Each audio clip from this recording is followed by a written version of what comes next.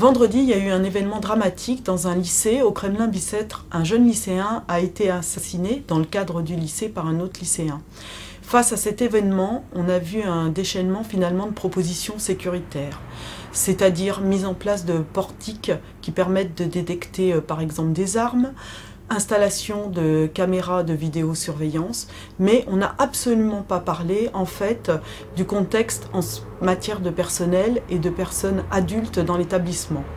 En fait, dans ce lycée, il y a 1600 élèves.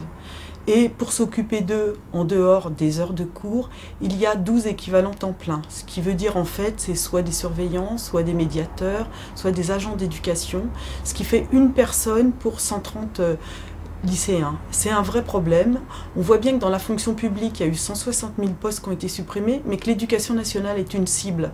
80 000 postes ont été supprimés et beaucoup d'assistantes de services sociaux, de psychologues, de postes d'agents d'éducation, de ce qu'on appelait les surveillants, ont disparu. En plus, on peut dire que dans ce lycée-là, il y a eu 8 suppressions de postes de professeurs à la rentrée 2009.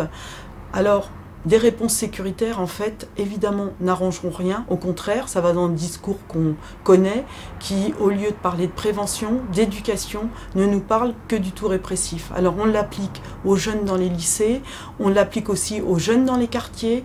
Sarkozy, pendant ses vœux, a proposé de faire une nouvelle loi sur les bandes. En fait, qu'est-ce qu'il y a derrière ces propositions de loi? C'est une stigmatisation de la jeunesse.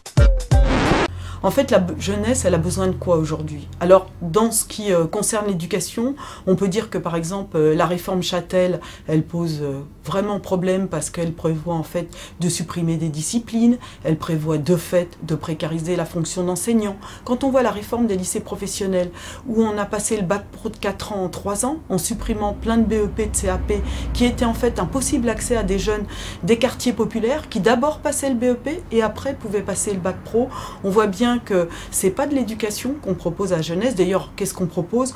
On propose soit un apprentissage où finalement dès 16 ans on met les jeunes au boulot avec des patrons, on ne peut pas dire qu'ils soient forcément bienveillants. La jeunesse, elle a aussi besoin de quoi? Elle a aussi besoin de moyens pour étudier. Si on prend les lycéens, il y a les problèmes familiaux en termes de précarité qui ont forcément une incidence dans la façon d'étudier. Et si on prend les jeunes en capacité de faire des études au niveau financier ou qui aimeraient poursuivre des études, en fait, il n'y a pas d'allocation d'autonomie pour la jeunesse. Et nous, ce qu'on propose, c'est qu'il y ait une allocation d'autonomie qui soit entre 800 € et 1200 €, qui, selon les situations, permettent aux jeunes d'étudier et de choisir quel type d'études ils veulent faire. Au lieu de supprimer les postes dans la fonction publique, notamment donc dans la fonction publique, l'éducation nationale, on a besoin de création de postes dans l'éducation, dans la santé. Dans l'éducation, on a besoin aussi, en plus des professeurs, d'assistants de service social, de psychologues, de médecins scolaires, parce qu'aujourd'hui, il y a toute une partie de la population qui est précarisée, fragilisée, et qui a effectivement besoin d'adultes pour les écouter et pour prendre en compte leurs difficultés. Au lieu de ça, on supprime les postes d'enseignants, les postes d'infirmiers, de psychologues. Voilà, donc je pense que la jeunesse, elle a besoin d'avoir un cadre qui lui permet effectivement d'étudier et des fois aussi un lieu pour se confier par rapport aux difficultés liées à la crise économique qu'ils rencontrent dans leur quartier et dans leur famille.